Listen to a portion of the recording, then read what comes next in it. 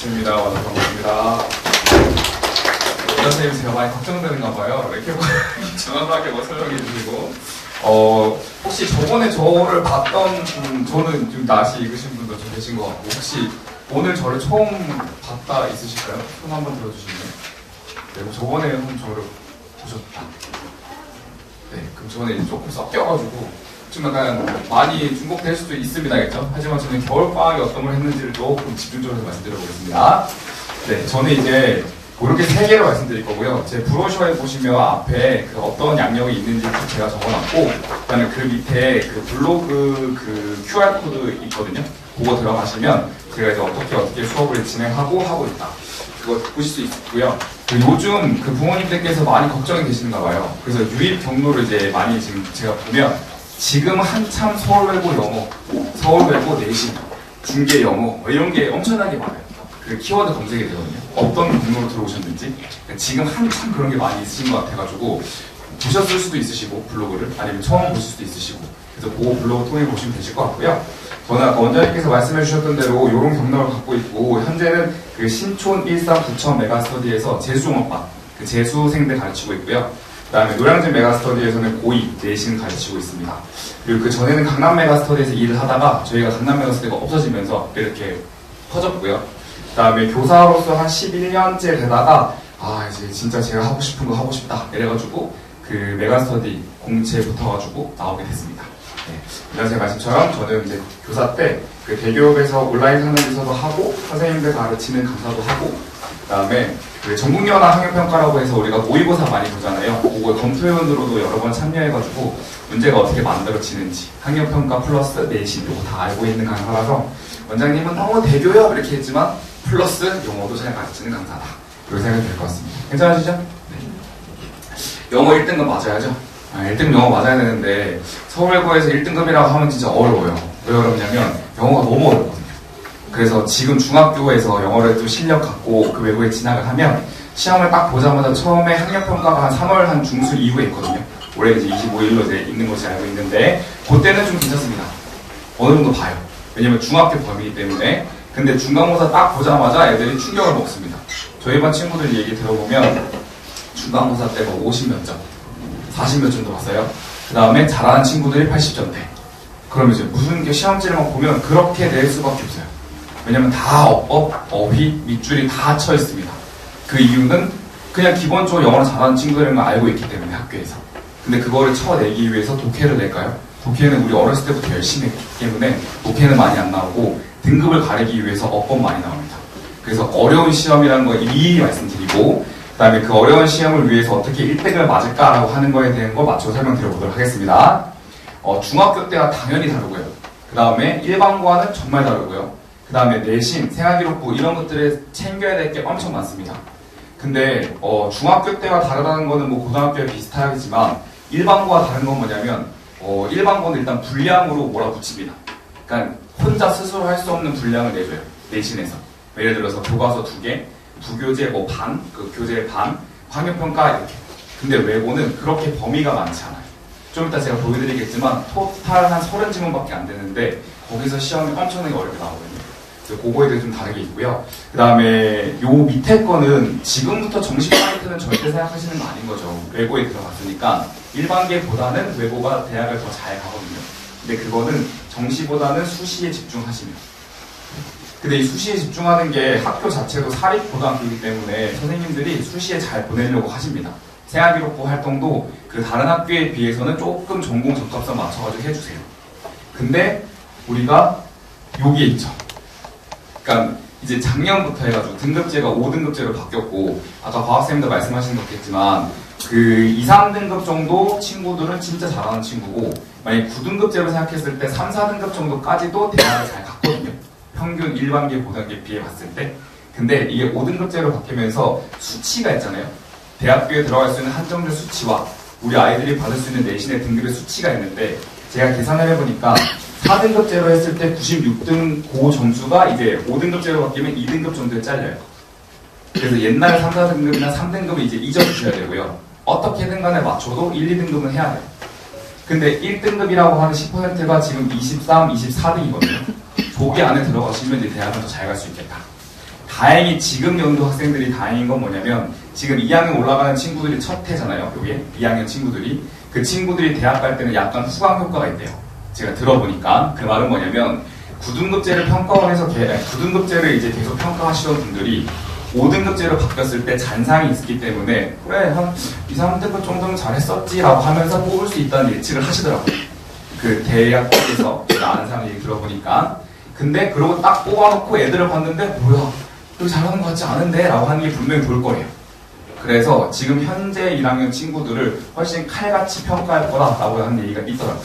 제 이제 주변 친구들, 뭐 교수님들 얘기 들어보면 그래서 우리는 무조건 망해도 2등급 이상은 가야 된다라고 하는 걸 알고 있을 것입니다. 시험 범위는 2학기 때 넣고 보시면 일단 최근 걸 말씀드리면 그 빠른 독해, 바른 독해 18지문, 그 다음에 외부 지문 12개 이렇게 해서 총 중간고사와 기말고사 동의 30지문이 시험에 이제 나왔거든요. 근데 빠른 독해, 바른 독해 여러분들 들어보시면 아시겠지만 엄청 어려운 책인가요? 그냥 어느 정도 이제 풀었던 책인 것 같습니다. 그죠? 어느 정도 풀었던 책인 것 같은데 저기서 다 문법, 어휘가 다 나와요. 그러니까 학생들이 달달달달 외워도 그날 가가지고 S 하나 빼먹었네. 이거 ING인데 지금 동사를 잘못 봤네. 이러면서 틀리고 와요. 그리고 지금 외부 지문이라고 하는 거 어차피 비슷비슷하겠지만 고 2, 3 수준의 시험이 나옵니다. 근데 그 약간 패턴은 저는 이제 보이기거든요. 선생님들이 그 공립학교 교사들이면 돌고 도시잖아요. 근데 그게 아니라 사립학교 선생님들이기 때문에 본인이 1학년을 맡은 거를 그 다음 연도에 또 가르칠 수 있어요. 근데 만약에 비슷한 연도에 혹은 그 내가 냈던 걸 내면 이게 전년도 시험 문제에 똑같이 내면 안 되는 그런 규정이 있거든요. 그래서 선생님들도 약간 머리를 쓰시는 것 같아요. 올해는 몇 년도 걸 내야지, 올해는 몇 년도 걸 내야지 이런 게 있는 것 같아요. 그래서 저도 이제 보니까 어떤 특정 연도에는 몇 년도 학력평가가 쫙 나오고 그리고 작년 같은 경우에는 몇 년도 학력평가가 나오고 이런 게 제가 있더라고요. 그래서 올해는 이제 고 시험 연도에 맞춰가지고 친구들을 지금 가르치고 있습니다. 괜찮으실까요? 네. 근데 결과는 범위는 엄청 작아요. 범위는 작아. 근데 애들이 나 풀 수 있는 거 아니야? 라고 중간고사에 가자마자 꽉 맞고 와요. 왜냐면 글 자체를 못 읽거든요. 그리고 이제 요거 보시면 아시겠지만 이게 중간고사의 외부 지문하고 내부 지문에 나왔던 유형을 제가 정리를 좀 해놓은 거거든요. 요건 이제 2학기 중간고사, 요건 2학기 기말고사인데 쭉 보시면 그 전반적으로 내부 지문은 학생들이 다 외워온다는 전제하에 문법이랑 어휘 이런 거 많이 나오고 그 다음에 장문, 서술형 그거는 이제 내부 지문에 많이 나오고요. 그다음 외부 지문은 고3, 그 다음에 고2기 때문에 어법까지 어렵게 내우면 좀 힘들거든요. 그래서 거의 대입파악처럼 많이 나와요. 대입파악이라고 하는 건 주제, 제목, 요지, 목적. 근데 그것도 친구들이 많이 열심히 공부를 해가도 생소하기 때문에 뭐 틀리고 와요. 그렇기 때문에 저는 학생들한테 항상 얘기하는 게 뭐냐면 요렇게 내부 지문과 외부 지문이 나오는 상태에서 저는 요거 좀 보여드리겠습니다. 요렇게 내부 지문은 무조건 빨리 털어야 돼요.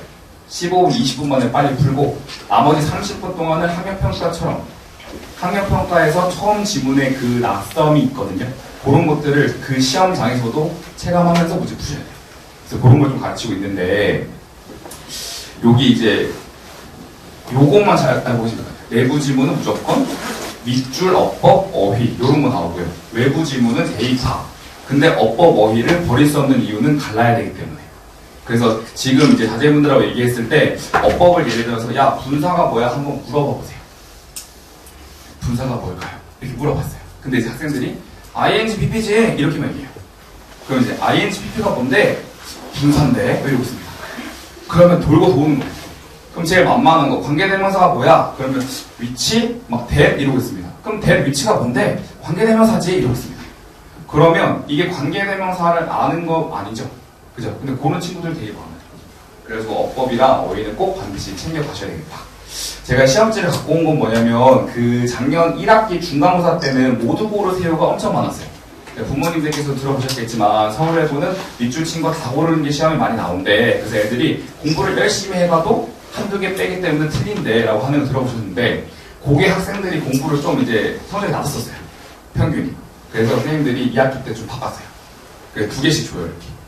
그래서 요거 시험 내기 전에 선생님들이 이번 시험에는 그때처럼 모두 고르는 거 내지 않을게 라고 얘기하셨고요.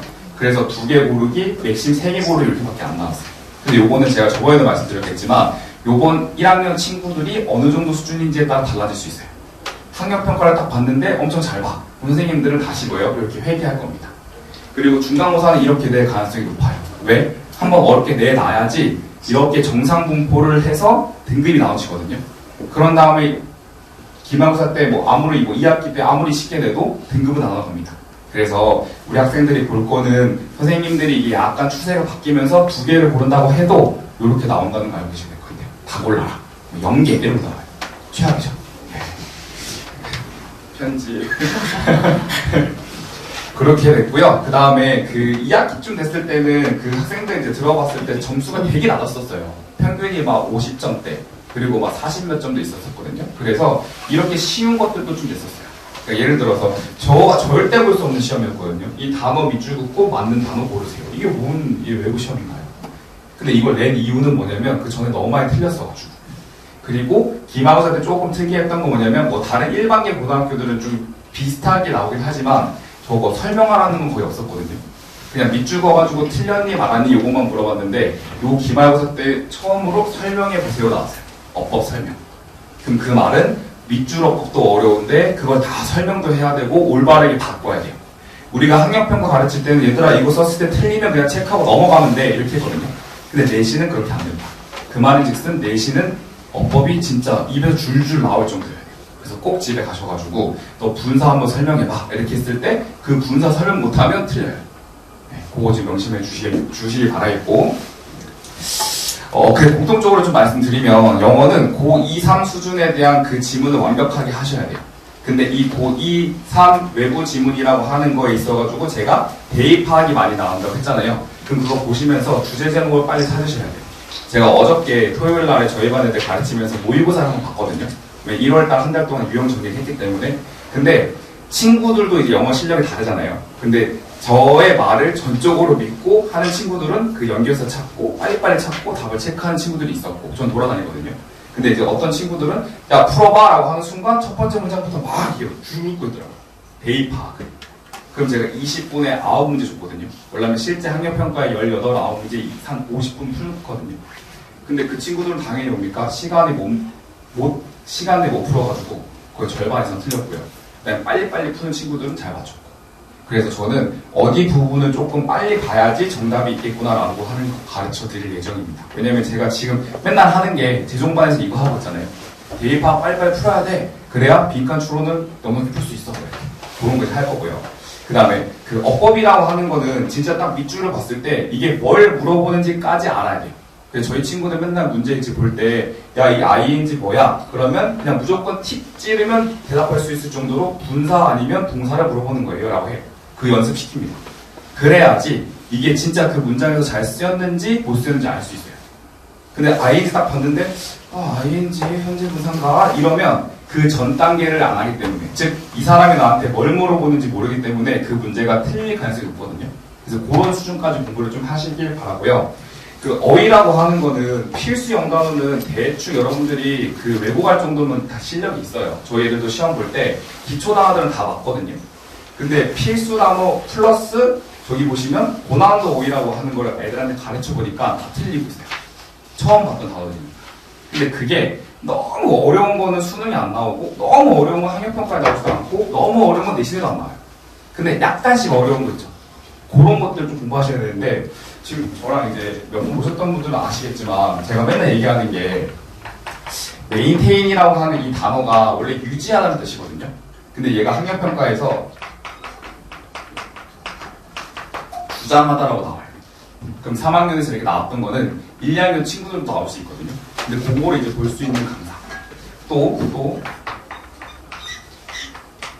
compromise라고 하는 거는 함께 약속하는 거잖아요. 그래서 얘 자체가 원래 타협하다는 뜻이 있는데 두 사람이 이렇게 뭔가 타협했을 때 누군가 한 사람이 양보하지 않으면 이게 안 되는 거잖아요. 서로 주장만 하면. 그래서 요렇게 양보하는 느낌에서 양보하다는 뜻도 되고요. 근데 최악에 뒤집어서 얘 뭔가를 손상시키려고 나와요. 그래서 요게 시험에 나왔었거든요. 그러면 요렇게 나올 때 전 얘가 뭐예요? 고난이도 어인 것 같아요. 컴프로마이즈에 손상시키다. 연결 못하거든요, 얘들이. 위에 것만 봐요. 그러니까 그런 것만 가르칠 겁니다. 왜냐면 요런 게 시험으로 킥이 나오니까. 그래서 요런 게 고난이도고 그 제가 이제 박사 과정도 했거든요. 근데 전 전공이 어휘예요. 어휘 연구.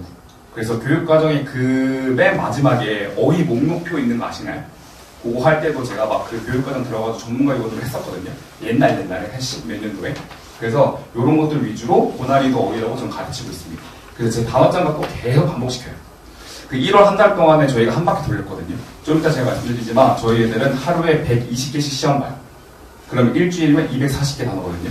그걸 벌써 한 바퀴 다 돌렸어요. 26대2네. 그래서 두 번째 달로 지금 2월 달에 다시 돌립니다.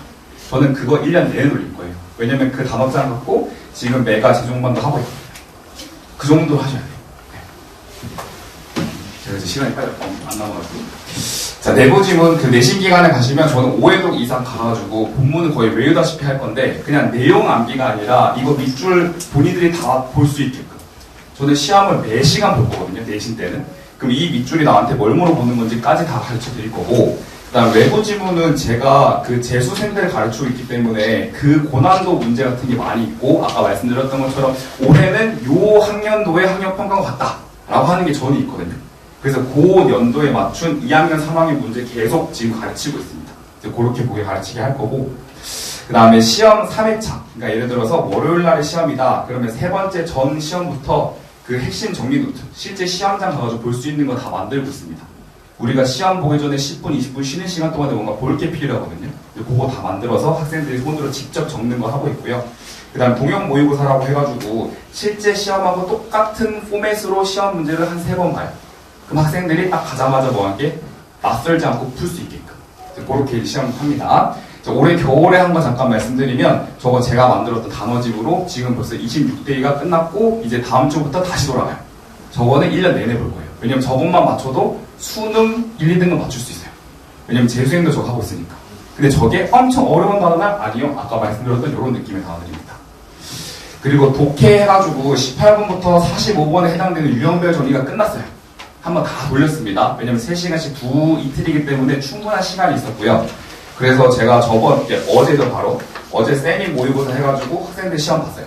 그러니까 이런 것들을 좀 못하는구나 파악해서 저는 학생들하고 다음 시간부터는 조금 유형별 정리를 다시 정리하되 고난도 문제로 빨리빨리 푸는 연습을 하자라고 이제 해서 다음 주 이제 수요일부터 그렇게 설명할 거고, GPS 119는 제가 만든 어법 퀴즈거든요. 어법. 그러니까 첫 번째 파트 정말 어법 시험에 나올 만한 거. 관계사, 분사, 수일치, 가정법, 특수구문 이런 애들 한번 정리됐습니다. 그래서 이제 두 번째 파트로 문제풀이가 들어가요. 근데 문제풀이 했을 때 학생들이 몰라서 우리 계속 복습하고 있습니다. 자, 오늘 그럼 수일치 다시 복습할까? 그 문제별. 관계사 다시 복습할까? 문제별. 좀 그렇게 왔다 갔다 하고 있어요. 119라고 해서 학생들이 이게 약간 소방관 이래서 약간 본인들이 문법이 지금 중요해서 그런 건가? 라고 하더라고요. 저 119문항이에요. 그래서 119문항의 기출문제를 다 풀면 1, 2, 3학년 때 다 들어가 있거든요. 그래서 그거 풀면 어떤 학력평가에 나와도 어법 맞출 수 있게 그거 이제 하고 있습니다. 그래서 아까 말씀드렸던 것처럼 저희는 일주일에 240개씩 시험을 보고 그 다음에 매 시간 5개 이상 틀리면 저희가 클리닉 시간이 수요일 정규 그 뒤에 1시간 있거든요. 그때 남겨가지고 시험 다시 봐요. 외울 때까지. 그래서 학생들이 저 때 집에 일찍 가고 싶어가지고 다 외워와요.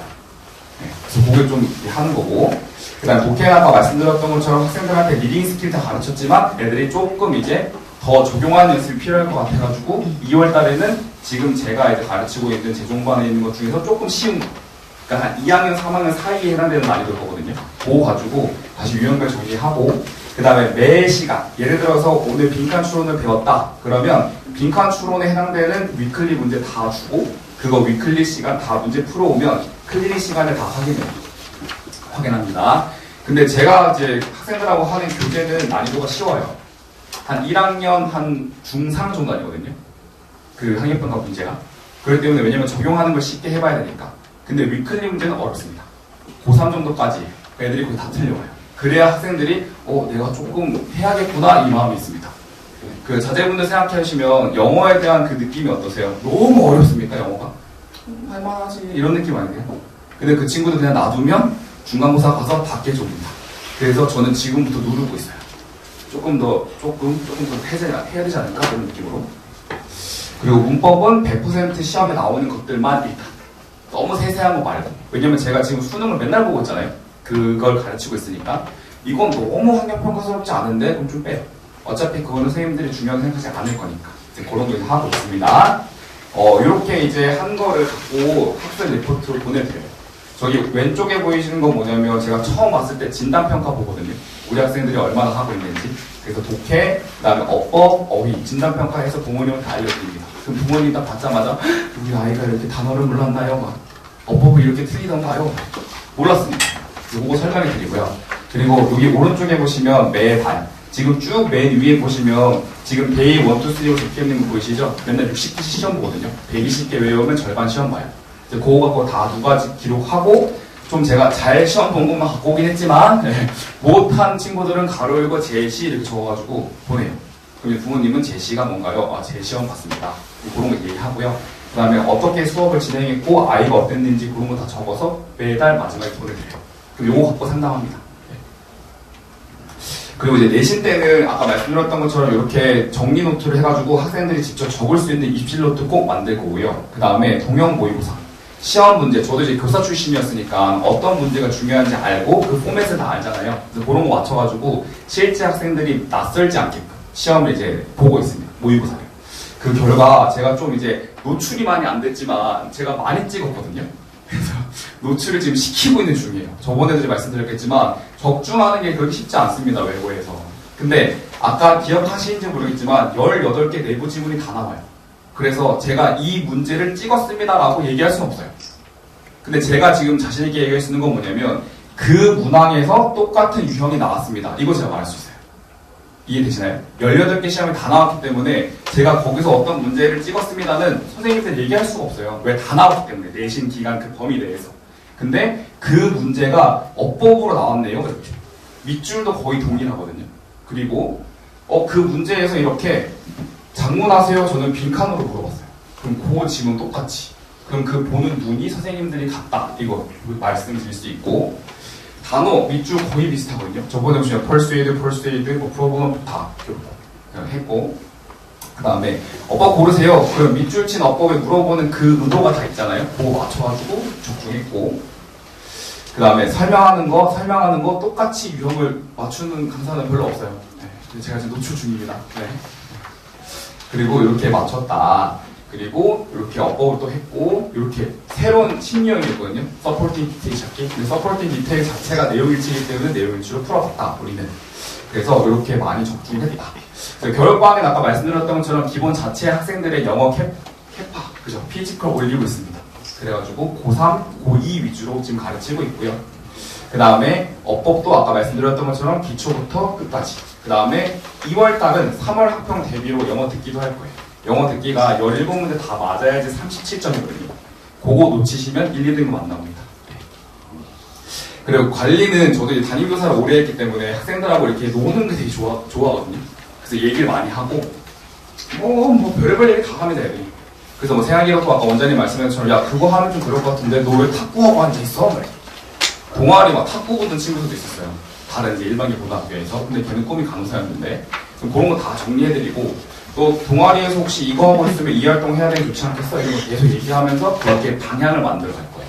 자, 원장님 말씀드린 것 같고, 부모님들하고도 소통을 좀 이제 하려고 하는 강사이기 때문에 궁금하신 거 있으면 무조건 연락 주시면 바로 연락하고 오시기도 하고 하겠습니다. 네. 그래서 저는 수업이 수요일, 토요일, 그 수요일이라고 하는 이 시간이 되게 황금 시간인 거 알고 계시죠? 네, 그 원장님 저한테 줬어요. 절해야 돼요. 그래서 이 2시간 동안에 저는 이제 이틀 동안 할 거고요. 그 다음에 클리닉은 수요일 9시부터 10시까지. 남겨서 뭔가 문제 풀기 하고 질문 받고 단어 시험, 재시험 보고 할 겁니다.